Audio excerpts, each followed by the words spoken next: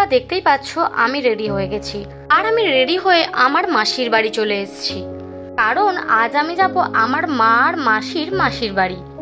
আর এদিকে আমার মাসিও আমার সাথে সাথে রেডি হয়ে গেছে। টোটো করে আমরা চলে গেছিলাম স্টেশন। কিন্তু একটা জিনিস আমি খুব ভয় পাচ্ছিলাম। প্রথম কথা, এই ট্রেন জার্নি করতে আমার একদম ভালো লাগে না। আর তারপর এটাই ভাবছিলাম কি এই অফিস টাইমে ট্রেনটা কতটাই না ভিড় হবে।